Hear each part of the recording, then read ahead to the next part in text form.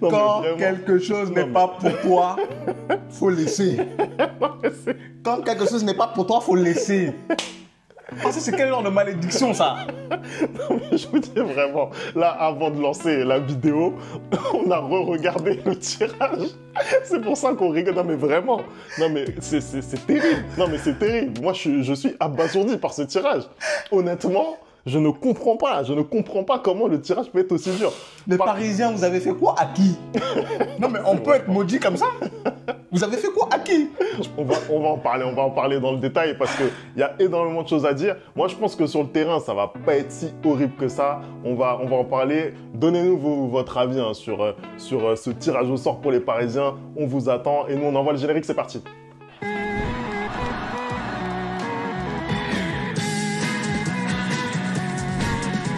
Allez, on commence tout de suite cette vidéo. Donc, le PSG qui connaît ses 8 adversaires. Hein. D'ailleurs, n'hésitez pas à commenter pour nous donner votre avis. Si vous kiffez la vidéo, likez, ça fait toujours plaisir. Ça nous aide au référencement de la vidéo. Et donc, les 8 adversaires, on les connaît. Manchester City au Parc des Princes, l'Atlético Madrid, le PSV Eindhoven et Gérone. Tout ça, ce sera au Parc des Princes. Et puis, en déplacement, on aura le Bayern Munich, on aura Arsenal à l'Emirates Stadium. Je l'attends ce match. On aura Salzbourg et on aura Stuttgart.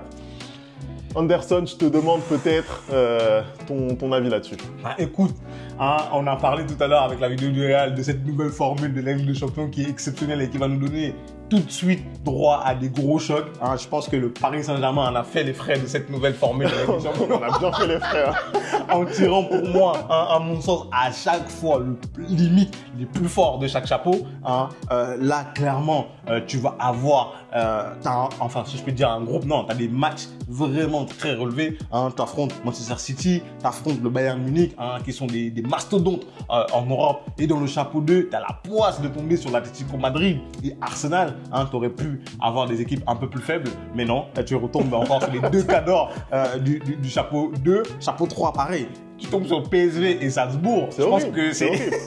Non mais gars, c'est vraiment pas... C'est horrible, oui, c'est horrible. C'est vraiment pas donné. Et pour finir, tu tombes sur Girona et Stuttgart. Hein, en chapeau 4. En chapeau 4. Franchement, c'est un tirage vraiment horrible pour les Parisiens. Après, tu l'as dit, je pense que sur le terrain, on va pas s'avancer. Hein, ça peut être différent sur le terrain. Je pense que ça peut peut-être aider les Parisiens justement de ne plus avoir ces matchs aller-retour. Hein, parce que je pense qu'ils avaient un blocage psychologiquement là-dessus. Hein, là, maintenant, tu as 4 matchs à domicile, hein, notamment le Manchester City et l'Atlético Madrid. Le fait de jouer ces matchs-là à domicile, ça peut t'aider. Quand on sait que l'Atlético Madrid, c'est un stade où c'est très hostile, donc déjà, au moins, tu ne les as pas à l'extérieur. À l'extérieur, par contre, tu as le Bayern et Arsenal. C'est deux stades bouillants où les supporters sont vraiment présents. Mais je pense que avec la qualité que le Paris Saint-Germain nous montre depuis le début de la saison, ça peut donner quelque chose de beau footballistiquement parlant. Après, au niveau des résultats à la fin de cette phase de ligue, je sais pas trop. Écoute, là déjà de but en blanc, je regarde le tirage, t'en as très bien parlé. Je suis pas content. Voilà, je suis pas content. Je me dis que vraiment on va souffrir jusque février. Après, voilà, c'est des belles affiches à regarder. En vrai, on aime le foot pour ça et je pense qu'on va se régaler à regarder ces matchs-là. Tu as parlé du bon début de saison du PSG. Moi, je suis assez d'accord. Ça me donne de l'optimisme. Après, voilà, sincèrement, je pense que ce qui me fait peut-être le plus mal dans ce tirage au sort, je ne sais pas pour vous, donnez-nous votre avis, mais c'est le chapeau 2 en fait, parce que c'est celui-là qui rend ce calendrier vraiment très difficile en fait, parce que prendre l'Atlético et Arsenal dans ce chapeau 2, quand tu regardes les autres équipes qu'il y avait dans le chapeau 2, bah, tu te dis en fait c'est très compliqué.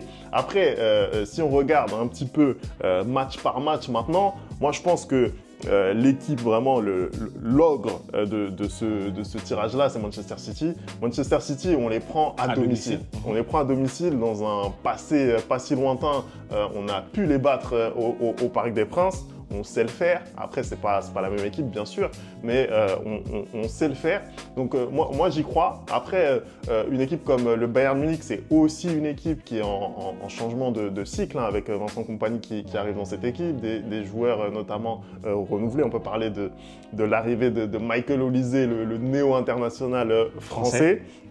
Voilà, donc quand on regarde un petit peu plus dans le détail, on se dit que il y a la place. Tu vois, moi, je pense que le PSG aujourd'hui peut aller faire un résultat à l'Allianz Arena. Tu vois. Après, moi, je pense que ce qui est difficile dans ce tirage du Paris Saint-Germain, en effet, parce que quand tu prends match par match, il y a la place. Mais ce qui va être difficile pour moi, pour eux, ça va être en fait la répétition des efforts. En fait, c'est-à-dire que la densité des équipes qui sont choisies va pas te permettre de te reposer. En fait, c'est-à-dire qu'à chaque match, tu seras obligé d'aller chercher un résultat parce que tirer une équipe comme Arsenal qui revient dans le top européen après des années où ça a été compliqué pour eux, bah franchement, ça va être difficile pour le Paris Saint-Germain. Et juste après, tirer aussi l'Atlético Madrid, en fait, tu te dis, mais ils ne vont jamais se reposer, ces gens-là. Et moi, la peur que j'avais quand on a fait la vidéo au début de la saison pour un peu faire les pronostics du Paris Saint-Germain, c'était, comment dire, l'expérience des joueurs. Tu as aujourd'hui un groupe parisien qui n'est pas si expérimenté que ça en Ligue des Champions. Et peut-être le fait d'avoir des matchs comme ça, des grosses affiches les unes à la suite des autres, ça peut porter préjudice. Moi, je pense que pour le Paris Saint-Germain, la réussite en Ligue 1 elle va être clé. Pour moi, il va vraiment falloir expédier le championnat le plus rapidement possible si tu veux aborder tes matchs de Ligue des Champions dans la meilleure forme possible et avec une équipe qui se rapproche le plus possible de ton équipe type. Parce qu'on sait très bien que Luis Enrique, voilà, il aime bien faire du turnover. Il faudra que ce turnover permette au PSG de ne pas perdre de points en championnat. Ça pour moi, c'est vraiment le nerf de la guerre. Il faut qu'on arrive à garder le cap en Ligue 1 pour pouvoir se focaliser sur cette Ligue des Champions qui va être compliquée pour nous. Après, encore une fois, je le dis, sur le terrain, honnêtement, je ne suis pas si inquiet que ça. Intrinsèquement, je pense que le PSG, il est au niveau de ces équipes-là. Voilà, après, ça va être des matchs de football. Hein. Ça se gagne ou ça perd. Mais pour moi, tu as la place pour au moins espérer être dans les 8 premiers. Typiquement, quand tu regardes les 4 adversaires donc, qui font partie des chapeaux 3 et 4, pour moi, on est au-dessus. On est au-dessus. Même si tu aurais pu tirer des équipes plus faibles. Voilà, des équipes plus faibles que, par exemple, voilà, Gérone en chapeau 4, voilà, tu aurais pu avoir beaucoup plus faible. Mais normalement, le PSG est censé être au-dessus de Gérone. Le PSG est censé être au-dessus, tu vois. Tu regardes également une équipe comme le PSV Eindhoven. Voilà, PSV Eindhoven, parmi le chapeau 3, on en parlait dans notre vidéo, c'était peut-être la pire équipe du chapeau 3.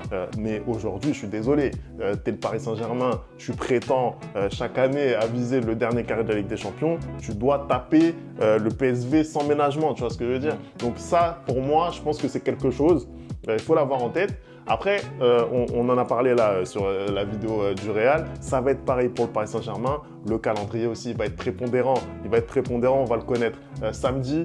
Et c'est vrai que en fonction des équipes que tu vas prendre en premier et des résultats que tu vas faire face à ces équipes en premier, bah, tu vas impulser une dynamique. Tu vas surtout affronter tes prochaines échéances avec un peu plus de tranquillité aussi. Donc pour moi, très très important, voir le calendrier qu'on va avoir et surtout très très bien rentrer dans la compétition. Ouais. Si tu démarres avec, je sais pas moi, un déplacement à l'Allianz Arena, voilà, il faudra tout de suite être présent. Exactement. Après, moi je pense que tu l'as dit, la clé vraiment pour le Paris Saint-Germain dans cette Ligue des Champions, ça peut être bizarrement d'expédier assez vite les choses en Ligue 1.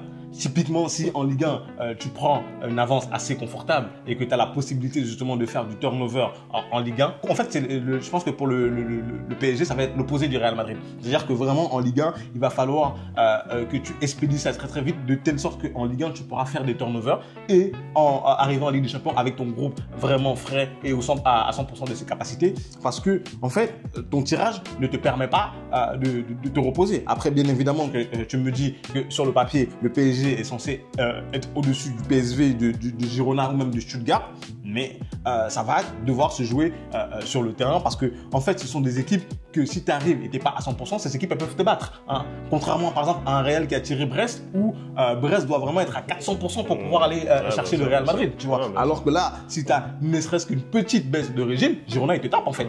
Il te tape et tu perds des points, tu perds énormément de points. Après, moi, ce qui me rassure sur le Paris Saint-Germain, c'est aussi que vous avez un entraîneur qui sait faire en Ligue des Champions, hein, qui a déjà gagné la Ligue des Champions et qui a de l'expérience en Ligue des Champions. Et je pense que c'est un entraîneur justement qui gère très bien son groupe parce que moi, là, ce que j'ai regardé depuis le début, il fait des changements assez vite quand le match est plié et c'est qu'il commence déjà à penser aussi aux futurs événements. Et moi, je trouve que ça, c'est une bonne chose. C'est-à-dire que la clé pour la plupart des clubs dans cette Ligue des Champions, ça va être le turnover. Ça va être le turnover, non pas seulement en Ligue des Champions, mais dans les autres compétitions. C'est-à-dire en Coupe de France, en Ligue 1 par exemple, en Trophée des Champions, il va falloir que les joueurs souffrent. Il va falloir que les joueurs souffrent parce que non seulement il y a les compétitions du club, mais il y a aussi les compétitions avec les pays, la Ligue des Nations notamment. Hein, il y a des clubs qui vont aller jouer à la Coupe du Monde des clubs, des trucs comme ça et tout. Donc il va falloir que les joueurs souffrent pour pouvoir être à leur maximum dans ce nouveau format de la Ligue des Champions. On rappelle quand même que tu as 2 matchs en plus par rapport à l'ancienne phase de groupe. Donc, il va falloir que les groupes soient prêts, il va falloir que les organismes soient prêts, hein, parce que aller affronter Arsenal alors que tu n'es pas prêt, je peux te dire que tu vas te manger à 4-0. Et ça, sincèrement, je pense que c'est peut-être la confrontation qui me fait le plus peur, en même temps qui me hype le plus. Mais on va avoir du beau football en tout cas. On va avoir du beau football, mais typiquement, jouer une équipe comme Arsenal, en termes de rythme, c'est tout ce que n'aime pas le PSG. Ouais. C'est tout ce que n'aime pas le PSG. Quand tu regardes par exemple ce qui a pu se passer à Newcastle, tu vois, c'est typiquement ce genre d'ambiance et de rythme de match qu'on va avoir. Et donc le PSG aime bien être dans sa zone de confort, contrôler le ballon, contrôler le rythme du match. Là, se déplacer comme ça, Arsenal, jouer contre City, également se déplacer à Munich. Voilà, ça va être des ambiances très très chaudes, des contextes très compliqués. Et c'est là, dans l'intensité, qu'il va falloir être présent. Tu as parlé, Anderson, de Luis Enrique tout à l'heure. Je pense que lui aussi, il a un rôle clé à jouer. Le mercato n'est pas encore terminé pour le PSG, mais Luis Enrique, il a beaucoup dit qu'il était très très satisfait de son effectif. Moi, quand je regarde l'effectif tel qu'il est constitué aujourd'hui, je me dis qu'il y a des manques, tu vois. Par exemple, les postes de latéraux, pour moi, ne sont pas doublés. Moi, je sais que Luis Enrique pense que les postes sont doublés. Tu vois, il va nous faire un Warren, Zaïre Emery, arrière droit cette saison. Moi, je le sens. Il va dépanner comme Carlo qui met Kamavinga à droite. Exactement. Ou à gauche. En fait, c'est ça. Moi, je pense qu'il va nous faire un petit peu des choses un petit peu baroques comme ça. Mais Warren Zaïre Emery, il est très sympathique. Il est très fort au milieu de terrain. Pour moi, c'est pas le meilleur arrière droit d'Europe, loin s'en faut. Donc, pour moi, il y a quand même des manques. Après, on a parlé aussi du numéro 9 notamment, mais plus largement, je pense qu'un joueur à même de faire basculer les rencontres, aujourd'hui, on ne l'a pas au PSG. Donc, c'est le collectif que va réussir à construire Luis Enrique qui va devoir prendre le pas sur les autres équipes. Tu vois, tu peux pas compter sur un seul joueur pour te faire basculer le match comme ça peut être le cas les autres années. C'est pour ça que je pense que Luis Enrique, pour moi, il est très très attendu sur cette saison régulière de Ligue des Champions. On va voir ce que ça va donner pour cette équipe du PSG. Anderson, si on parle rapidement de ce qui s'est passé pour les autres clubs français, là aussi, sincèrement, ils n'ont pas eu beaucoup de chance. Ça a épargné personne. Vraiment, le tirage n'a épargné absolument personne. Je crois que quand tu vois une équipe comme Brest, par exemple, qui tire le Real Madrid, c'est pas simple. Monaco, ils ont tiré qui Monaco, ils ont le Barça notamment. Monaco a tiré le Barça et tout. Ils ont l'Inter et tout. Ouais. Ça va être difficile. En fait, ce nouveau format va vraiment nous permettre dès le départ d'avoir des très très très très gros matchs. Et ça va pas être facile justement, je pense, pour des petits clubs. Mais l'avantage qu'ils ont justement, c'est que à la place de se retrouver dans des groupes où ils avaient 2 gros, là ils vont avoir peut-être un peu plus de marge de manœuvre. C'est-à-dire que déjà ils se retrouvent contre des équipes qui sont à peu près similaires à eux. C'est-à-dire qu'ils ont 2 matchs quand même de leur chapeau. Et ils ont aussi le chapeau 3 ou le dernier chapeau 4 où les équipes sont censées être plus faibles qu'eux. Donc en soi, normalement, ils sont censés aussi engranger des points. Et en fait, l'avantage pour moi, pour ces petits clubs-là, ces petits clubs en Europe, c'est qu'ils vont peut-être pouvoir miser aussi sur la fatigue des gros. C'est-à-dire que les gros vont avoir des chocs entre eux et ça va peut-être leur permettre aussi, eux, d'aller grappiller 1 point par là, d'aller grappiller 3 points par là. Il ne faut pas oublier que le goal average va compter aussi. C'est-à-dire que typiquement, tu ne te prends pas une raclée contre l'Inter, par exemple, et que tu vas gagner contre une plus petite équipe à 4-0, tu te mets bien, tu vois ce que je veux dire. En fait, c'est ça. Ce qui est vraiment intéressant dans ce format-là, c'est qu'aujourd'hui, même si tu gagnes 25% de tes matchs, bah, t'es quasiment assuré d'être parmi les barragistes, en fait, à minima, tu vois. Donc, en fait, tu as une chance, tu auras une chance, quoi qu'il arrive, de pouvoir passer en huitième de finale. Sur une double confrontation, tu vois, même si après, voilà, tu vas prendre une équipe compliquée, mais voilà, sur une double confrontation, tu auras ta chance pour aller en huitième de finale. Donc, en fait, c'est vraiment très intéressant. T'es plus obligé d'être régulier sur l'ensemble de la phase de poule, comme ça pouvait être le cas lors des éditions précédentes. Là, voilà, ton objectif, c'est d'entrer en barrage. Je pense qu'une équipe comme Brest, par exemple, son objectif, ça doit être d'entrer en barrage. Tu vois, après, et une équipe comme Lille, par exemple, voilà, typiquement pour moi, ils ont totalement les capacités pour aller en barrage. Voilà, c'est ça. Tu entres en barrage, après, advienne que pourra, tu prends le club que tu prendras. Peut-être aussi, il y aura des surprises devant, tu vois. Peut-être que tu n'auras pas forcément une top équipe en barrage. On verra sur qui, justement, ces clubs en barrage vont tomber. Et après, voilà, c'est une double confrontation. Tu joues ta chance à fond. En tout cas, on va voir ce que ça va donner. Vous, donnez-nous votre avis vraiment sur ce tirage pour le PSG. Moi, personnellement, je suis pas du tout content de ce que j'ai vu. Vraiment, moi, personnellement, je suis très très content et très hypé. J'ai passé 40 minutes à souffrir vraiment en regardant ce tirage au sort. C'est horrible. Donnez-vous votre avis là-dessus. Merci d'avoir regardé cette vidéo. On n'oublie pas les bonnes habitudes, @le replay foot. Et nous, on se retrouve très très vite pour une nouvelle vidéo. Ciao!